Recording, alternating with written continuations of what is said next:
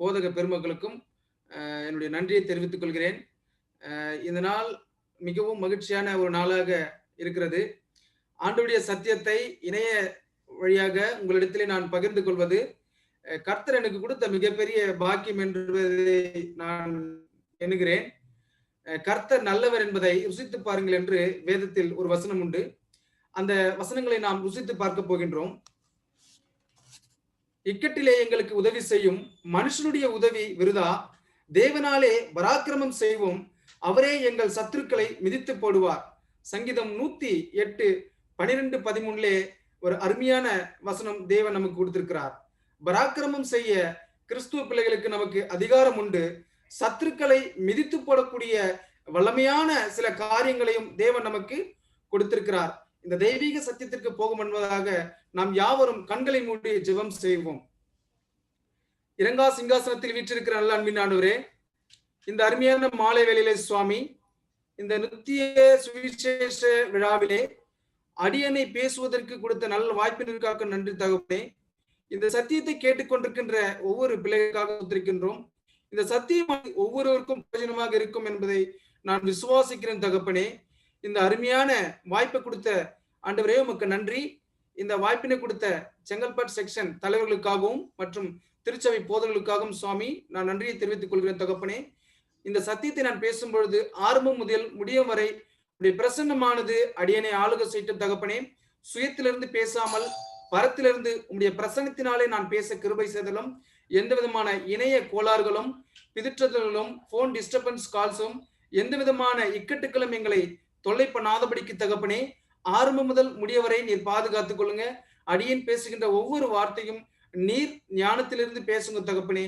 எங்களால் அல்ல சுவாமி, உம்மால் கூடும் என்பதை விசுவாசிக்கிறேன். ஆரம்பம் முதல் முடியவரை கூட இருங்க. மீட்பர் இயேசு கிறிஸ்துவின் பெரிதான இன்ப நாமத்தை துதிக்கிறோம் எங்கள் ஜீவன் நல்ல பிதாவே, ஆமேன். இன்றைக்கு நான் பேச தெரிந்து கொள்ளப்பட்ட தலைப்பானது சாத்தான் யார். சாத்தான் யார்? சாத்தான் யார் என்ற ஒரு வார்த்தைக்கு பொருள் என்று கேட்டால் எதிராளி என்பது பொருள்.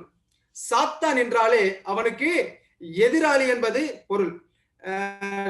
சொல்லணும்னா பாவத்தின் தோற்றம் என்றும் சொல்லலாம். பாவத்தின் தோற்றம் என்றும் சொல்லலாம். கர்த்தர் சாத்தானை பார்த்து ஒரு கேள்வி கேட்டார். சாத்தான், நீ யார்? நீ எங்கிருந்து வருகிறாய் என்று தேவன் ஒரு கேள்வியை சாத்தானிடத்தில் கேட்டார். யோபு புஸ்தகம் 1வது அதிகாரம் 7ஆம் வசனத்திலே சொல்லப்பட்டிருக்கிறது, கர்த்தர் சாத்தானை நோக்கி நீ எங்கே இருந்து வருகிறாய் என்றார். சாத்தான் கர்த்தருக்கு பிரதியுத்தரமாக பூமி எங்கும் உலாவி அதில் சுற்றி திரிந்து வருகிறேன் என்றார். அப்போ சாத்தானுடைய வேலை என்ன? இந்த பூமி முழுவதும் சுற்றி திரிகிறதுதான் அவனுடைய வேலை. அதாவது உண்மை உள்ள இடத்தை உண்மையை உடைச்சிருவான். நேர்மையா நடக்கின்றவங்களுடைய காரியங்கள் என்ன பண்றான்? அந்த நேர்மையற்ற வாழ்க்கையை வாழும்படியாக செய்து விடுவான். நல்ல குடும்பம் ஸ்மூத்தா போயிட்டு இருக்கும், அதுல சாத்தான் பூந்து என்ன பண்ணிடுவான்? ஏதாவது ஒரு கலகத்தின் மூலமாகவோ ஒரு பொய்யின் மூலமாகவோ தவறான சில கருத்து வேறுபாட்டின் மூலமாக என்ன பண்ணிடுவான்னா இந்த சாத்தான் என்பவன் அந்த குடும்பங்களை கலைத்து விடுவான். சாத்தான் எப்படிப்பட்டவனாய் இருக்கின்றான்? உலாகுகின்றவனாகவும் சுற்றி திரிகின்றவனாகவும் இருக்கின்றான். பாவத்தின் தோற்றம் அல்லது பாவத்தின் தகப்பன் எனவும் அவனை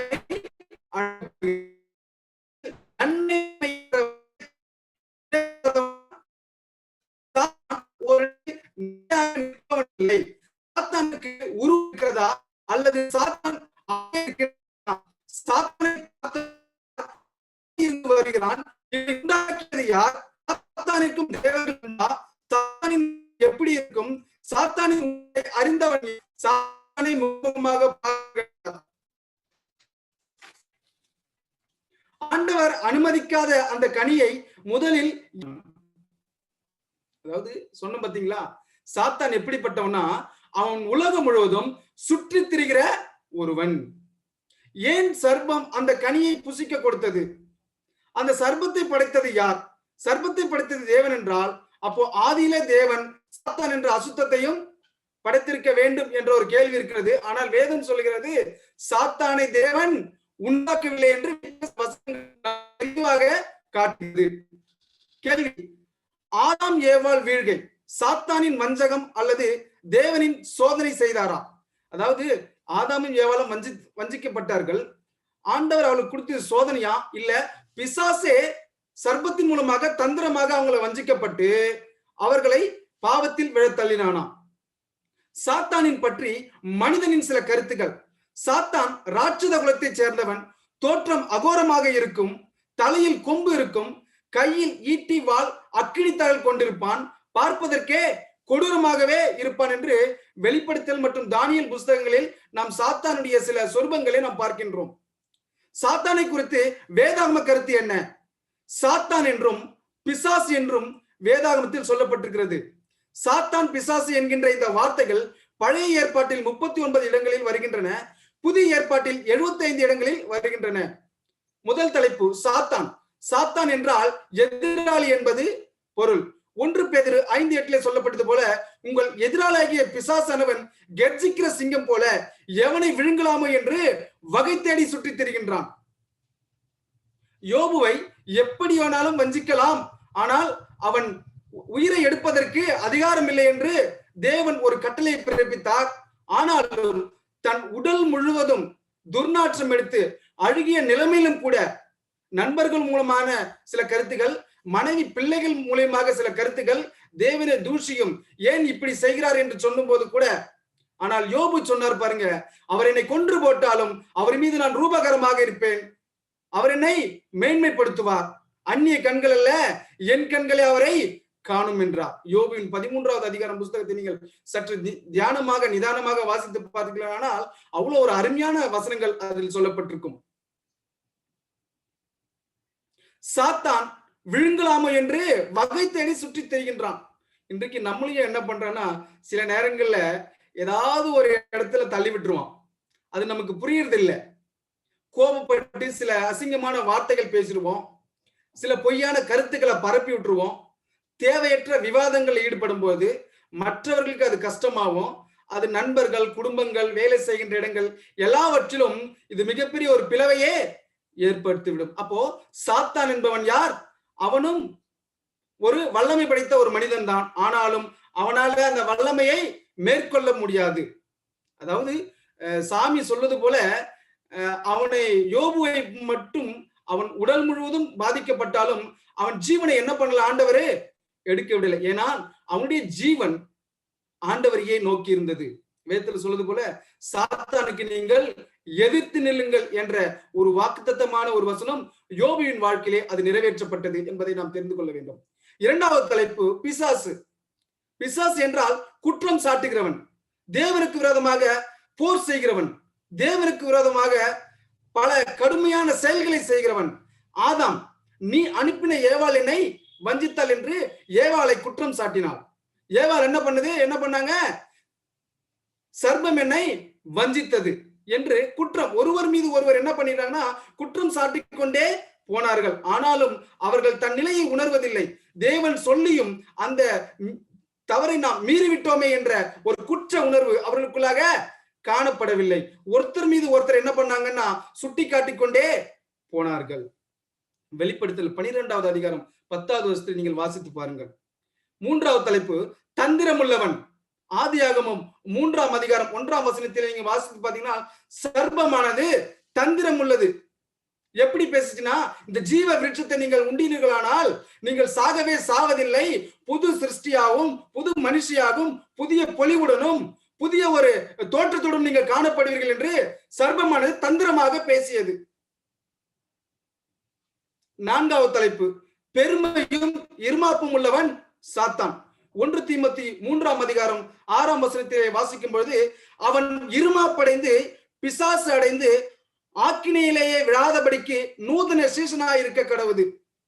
சீசர்கள் போன்ற வேஷம் தரித்துக் கொண்டு சாத்தான் செயல்பட்டான்.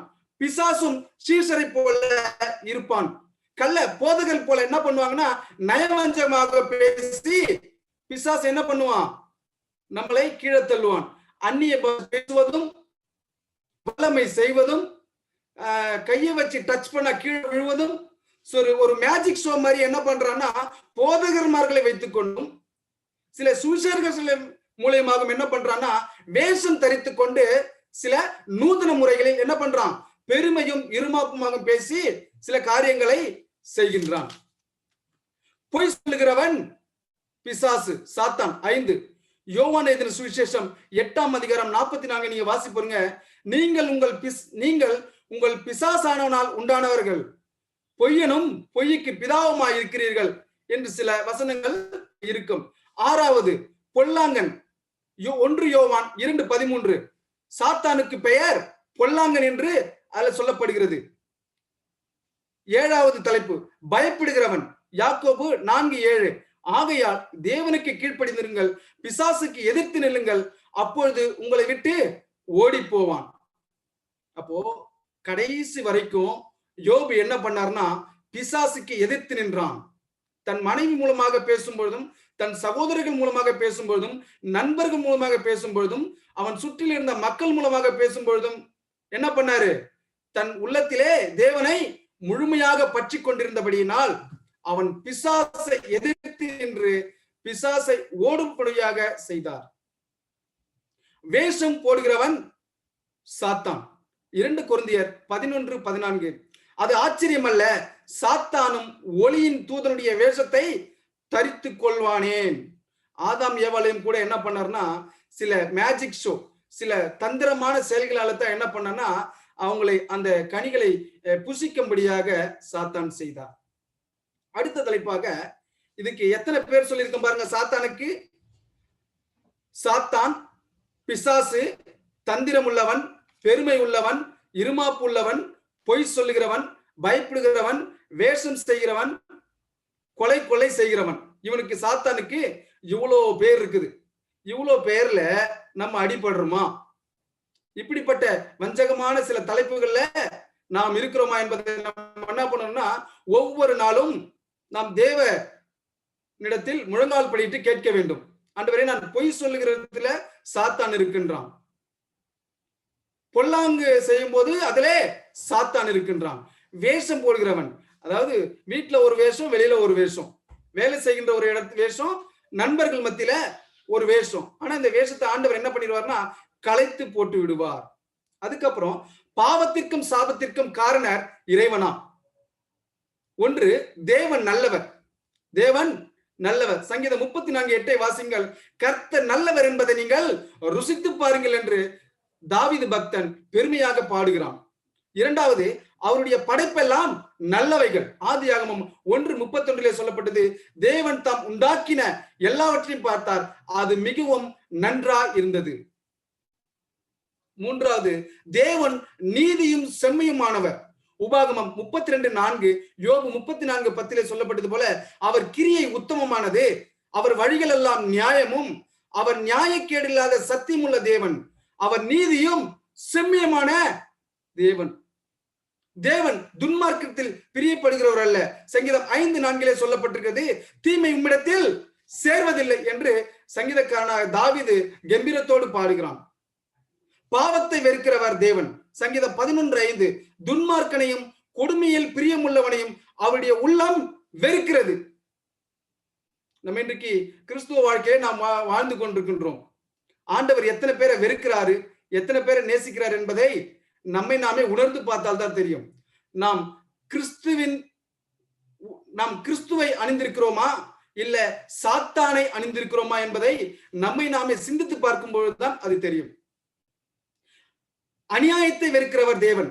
உபாகமம் 25:16 சொல்லப்பட்டது போல அநியாயத்தை செய்கிறவன் எவனும் உன் தேவனாகிய கர்த்தருக்கு அருவருப்பானவன். இன்னைக்கு எவ்வளவோ சில பிரிவினைகள், வாக்குவாதங்கள், நீ பெரியாளா நான் பெரியாளா என்ற தேவையற்ற சில காரியங்கள் போதகர்களுக்குள்ளே காணப்படுகிறது, ஸ்தாபனங்களுக்குள்ளே காணப்படுகிறது, கிறிஸ்துவ சில வித்தியாசங்கள். ஆனா இந்த உலகத்தில் உள்ள எல்லா கிறிஸ்தவர்களும் ஒரே கடவுளை வணங்குகின்றோம் என்ற ஒரு தேவ அறிவு, ஒரு வேத ஞானம் நமக்கு இருக்க வேண்டும். நாம் எல்லாம் ஆண்டவரே, இயேசுவே, கர்த்தாவே, தேவனே என்றுதான் கூப்பிடுகிறோம். எல்லா திருச்சபைகளிலும், எல்லா கோயில்களிலும், எல்லா இடங்களிலும் ஆண்டவரே என்றுதான் கையில் தூக்குகின்றோம். புரியுதுங்களா? இந்தியா தேசத்திலே, இந்தியாவிலே 1,75,000 கிறிஸ்துவ பிரிவு அமைப்புகள் இருக்கிறது. Seventh day, RC, CSI, AG மற்றும் இண்டிபெண்டன்ட் சர்ச்சஸ் 1,75,000 கிறிஸ்துவ பிரிவுகள் இருக்கிறது. 2,16,000 இந்து முன்னணி அமைப்புகள் இருக்கிறது. இதெல்லாம் நாம் தெரிந்து கொள்ள வேண்டும். அநியாயத்தை வெறுக்கிறவர் தேவன், தேவன் வெற்றெல்லாம் வெறுக்கிறார். அடுத்தது, பாவத்திற்கும் துன்பத்திற்கும் பரிகாரம் செய்கிறவர். மத்தேயு 1:21 யாத்திராகமம் 15:26 சொல்லப்பட்டிருக்கிறது. அவள் ஒரு குமாரனை பெறுவாள், அவர் தமது ஜனங்களின் பாவங்களை நீக்கி அவர்களை ரட்சிப்பார். ஆண்டவர் என்ன பண்ணாரு? மனுஷ உருவத்தில வந்து நம்முடைய பாவங்கள் எல்லாம் ரட்சித்து சிலுவையில மரித்து 3ஆம் நாளில உயிர் தெழுந்து பரம் சென்று விட்டார். அடுத்தது, பாவம் எப்படி வந்தது? பாவம் எப்படி வந்தது? முக்கியமான ஒரு கருத்து. பாவம் எப்படி வந்தது? நான் சொன்ன பாத்தீங்களா ஆரம்பத்திலேயே, சாத்தான் எப்படிப்பட்டவன், அவனுக்கு உருவம் இருக்கிறதா, அவனை பார்த்தவர்கள் யார், அவன் உருவம் கருப்பா சிகப்பா வெள்ளையா, அவன் பார்த்தவர்கள் யாரு, அவன் எங்க இருந்தான், அவனுக்கு எப்படிப்பட்ட ஒரு அந்தஸ்தை தேவன் கொடுத்து வைத்திருந்தார் என்பதை பற்றி இப்ப நாம் பார்க்க போகின்றோம். பாவம் எப்படி வந்தது? பரலோகத்தில் தேவதூதர்கள் மத்தியில் பாவம் உண்டானது. பாவம் எங்க உண்டாயிற்று? பரலோகத்தில் தேவதூதர்கள் மத்தியில் பாவம் உண்டாயிற்று என்று லூக்கா 10:18, வெளிப்படுத்தின சுவிசேஷம் 12ஆம் அதிகாரம் 7-9 நாம்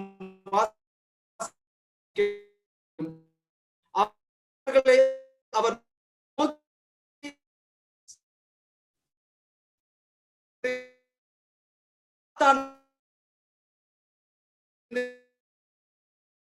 பெரிய யுத்தம். அங்க லூசிபர் என்ற ஒரு தேவதூதன் இருந்தான். அவன் ஆண்டவருக்கு சமமாக இருந்தவனாக இருந்தான். ஆண்டவர் அவனுக்கு நிறைய பல வல்லமையான சில செயல்களை கொடுத்து வைத்திருந்தான். அந்த பரலோகத்தில் ஒரு முக்கியஸ்தராக வைத்திருந்தார். ஆனாலும் அவன் செய்த தவறு என்னவென்று கேட்டால், தேவனுக்கு சமமாக போக வேண்டும் என்ற ஒரு எண்ணமும் ஒரு ஆசையும் அவனுக்குள்ளாக சாத்தான் கொடுத்த பொழுது அவன் அங்கிருந்து கீழே தள்ளப்பட்டான். அவர்களை அவர் நோக்கி, யாரு? அந்த லூசிபரை கர்த்தர் நோக்கி, சாத்தான் மின்னலை போல வானத்திலிருந்து விழுகிறதை கண்டேன். அப்போ லூசிபர் தேவதூதனாக இருந்தான். தான் மீறும் பொழுது தன் ஆசையினாலும் தன்னுடைய பாவ இச்சையினாலும் அந்த பதவி ஆசை வரும் பொழுது அவன் என்ன பண்ணான்னா, மேலிருந்து கீழே தள்ளப்பட்டான். இன்றைக்கு நாம கூட நினைக்கலாம், நாங்க இவ்வளவு வறுமையில இருக்கிறோமே, இவ்வளவு கஷ்டங்கள் இருக்கிறோமே, இவ்வளவு துன்பத்தில் இருக்கிறோமே, இவ்வளவு வியாதியில இருக்கிறோமே, ஏன் நமக்கு இன்னும் விடிவு காலம் பிறக்கவில்லை? நாம் சாத்தானால் தள்ளப்பட்டிருக்கிறோம். நாம் தேவனால் தூக்கப்பட வேண்டும். நாம் கிறிஸ்துவை பின்பற்றி வாழ வேண்டும், சாத்தானை பின்பற்றி வாழக்கூடாது. நான் முதல் கண்டென்ட்ல சொன்னது போல, பொல்லாங்கன், பொய்யன், வேசித்தனம் பண்றவன், பிசாசு, அசுத்தன், இவற்றையெல்லாம் எப்போது நாம் உள்ளத்திலிருந்தும் நம்முடைய வாழ்வியல் நிலையிலிருந்து எடுத்து போடுகிறோமோ, அதன் பிறகு நம்முடைய வாழ்க்கையில் ஒளிமயமான எதிர்காலம் தான். ஆண்டவர் நம்மளை வெறுக்கிறவர் அல்ல. எவ்வளவு பாவங்கள் செய்தாலும் நம்மை ஆண்டவர் என்ன பண்றாருன்னா, நம்மளுக்கு வெயிட் பண்ணி என்ன பண்றாரு? இப்ப வீட்டுல குழந்தைங்க ஒரு தப்பு பண்ணிச்சுன்னா ஒரு முறை கண்டிக்கிறோம், மறுபடியும் குழந்தைய தூக்கி கொஞ்சிரும். அது நம்முடைய பிள்ளை.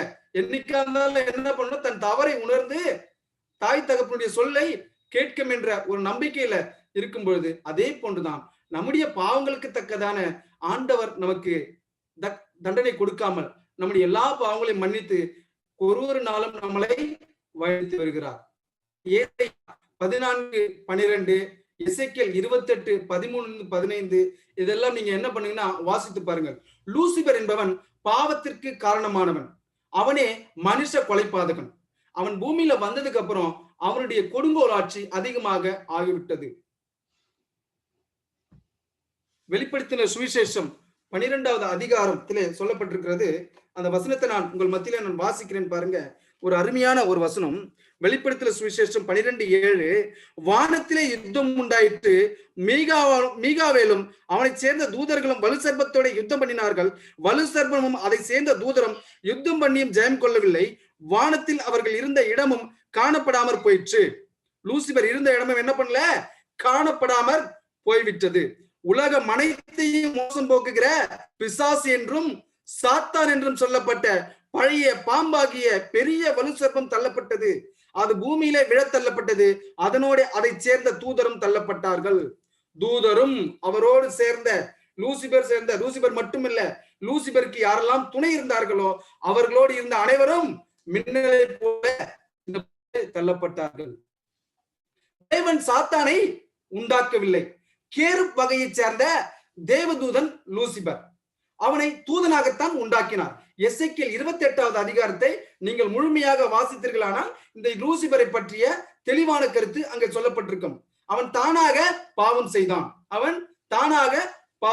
உதாரணமாக பாருங்க, ஒரு தாய் என்ன பண்றா? கர்ப்பத்துல கருவுறுகிறார்.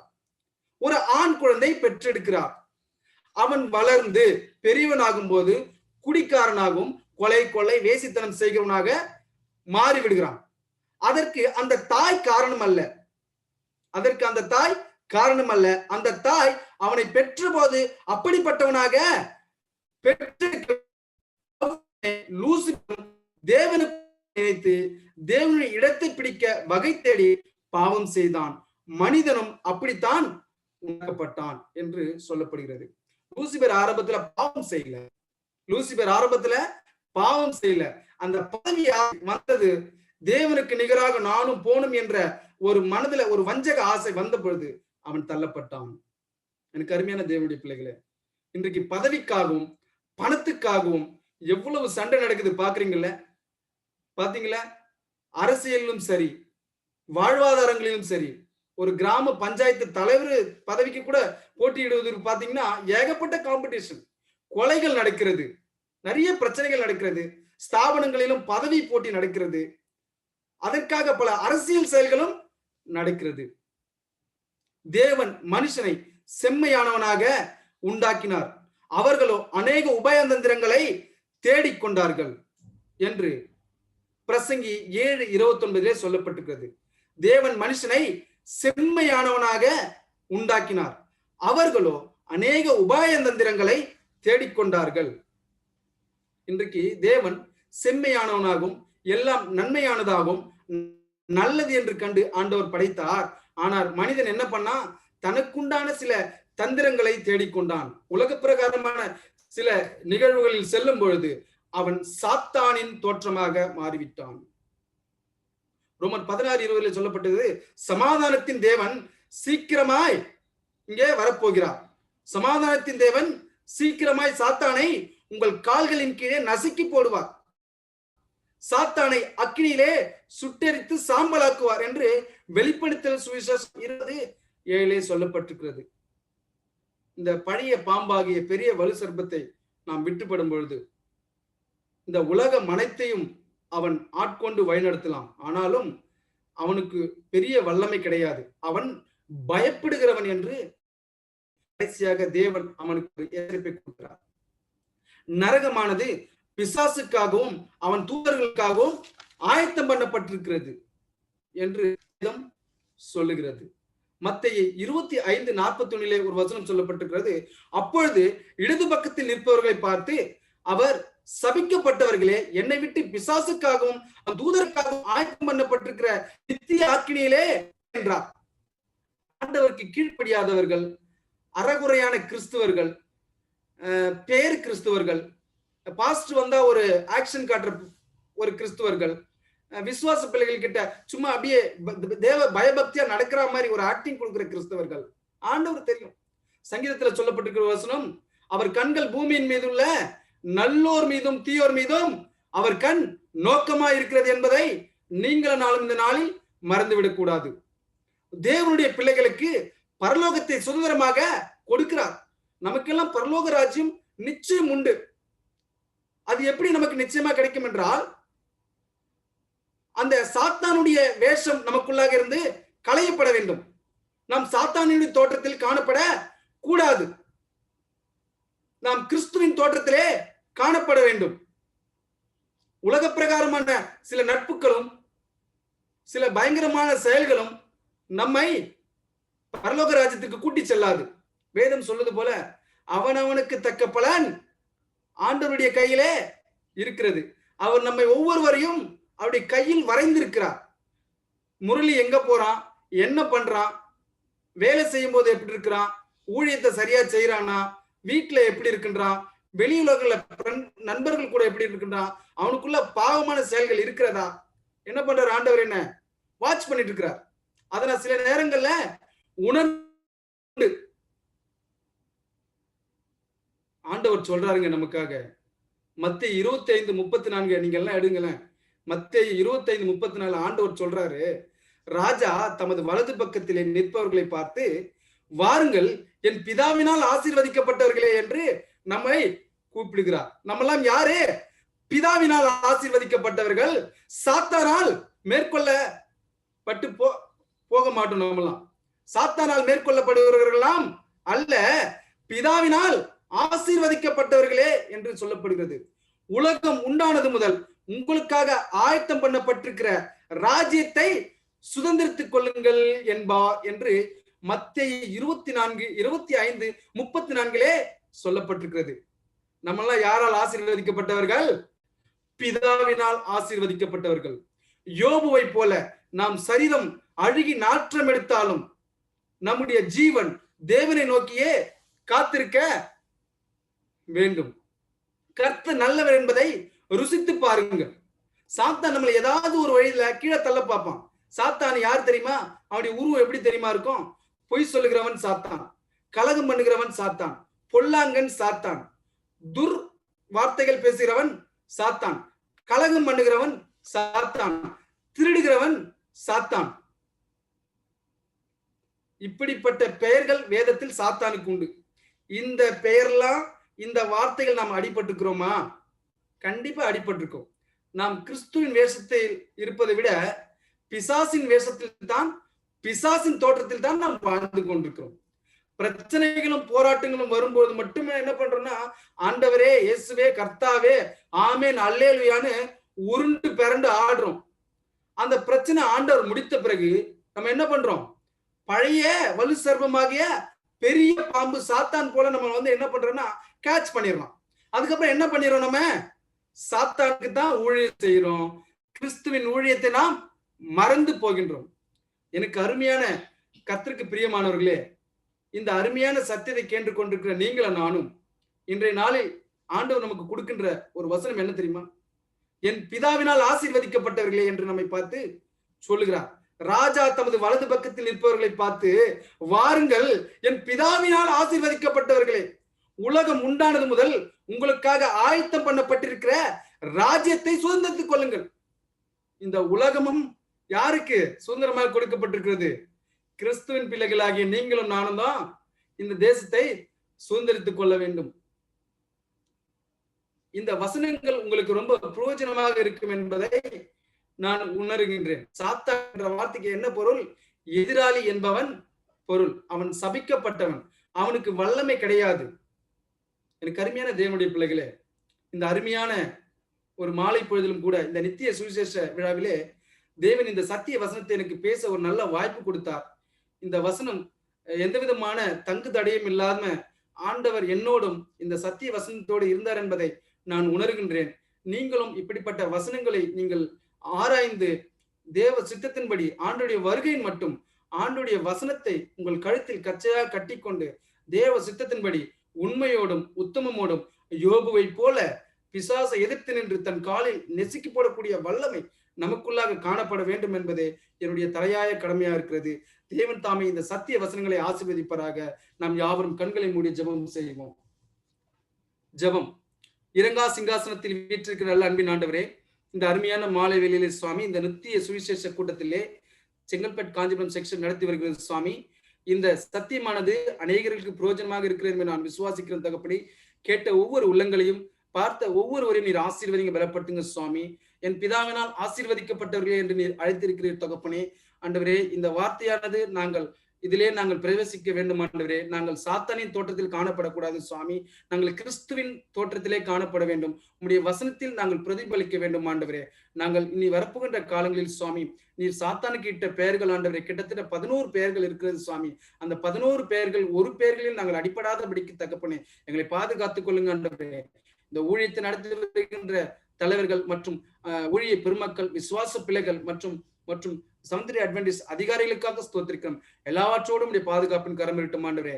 இந்த பேண்டமிக் சூழ்நிலையும் கூட தகப்பனே எந்த விதமான பொல்லாங்குகளும் இக்கட்டுகளும் எங்களை ஆட்கொள்ளாதபடிக்கு எங்களை பாதுகாத்து வேண்டித்தின மேலான கிருபைக்கு ஸ்தோத்திரிக்கும். 6 முதல் முடியவரை இந்த பிரசங்கத்தை நடத்தி முடிக்க கிருபை செய்த உமக்கு நன்றி தகப்பனே. இந்த வாலிப நேரத்திலும் சுவாமி அடியேனை எந்த விதமான உலக பிரகாரமான சில அந்நிய சக்திகளும் அடியனை ஆட்கொள்ளாதபடிக்கு அடியனை பாதுகாத்துக் கொள்ளுங்க ஆண்டவரே. தெளிந்த புத்தி உள்ளவர்களா என்று சொல்லியிருக்கீங்க ஆண்டவரே. உங்களை ஒருவரும் வஞ்சியாதபடிக்கு எச்சரிக்கையா இருங்கள் என்று சொல்லியிருக்கிற ஆண்டவரே. சாத்தான எங்களை மோசம் போக்காதபடிக்கு எங்களை பாதுகாத்துக் கொள்ளுங்க. இந்த வாய்ப்பை ஏற்படுத்தி கொடுத்த பாஸ்டர் ராஜ்குமார் ஐயாக்காகவும் அவருடைய குடும்பத்திற்காகவும் தம்பி டென்னிக்காகவும் டேட்டாக்காகவும் ஸ்தோத்திரிக்கும். பிள்ளைகளையும் குடும்பத்தையும் அவருடைய சந்தைகளையும் ஆசீர்வதிங்க. மீண்டும் கேட்ட காரியங்கள் கேட்க மறந்த காரியங்கள் எல்லாவற்றையும் ஆசீர்வதிங்க. துதிக்க மகிமை எல்லாம் ஒருவருக்கே செலுத்துகிறோம். மீட்பர் இயேசு கிறிஸ்துவின் பெரிதான் நாம் துதிக்கும் நல்ல பிதாவே, ஆமென். என் ஆத்மாவே கர்த்தரை ஸ்தோத்திரி, என் முழு உள்ளமே அவருடைய பரிசுத்த நாமத்தை ஸ்தோத்திரி. என் ஆத்மாவே கர்த்தரை ஸ்தோத்திரி, கர்த்தர் செய்த சகலவாரையும் மறவாதே. ஆமென், ஆமென். வாய்ப்பு கொடுத்த செங்கல்பட்டு செக்ஷன் காஞ்சிபுர தலைவர்கள் மற்றும் போதகர் பெருமக்களுக்கும் மற்றும் விசுவாச பிள்ளைகளுக்கும் நன்றியை தெரிவித்துக் கொள்கிறேன். கர்த்தர் தாமே உங்கள் அனைவரையும் ஆசீர்வதிப்பாராக. ஆமென், ஆமென். நன்றி.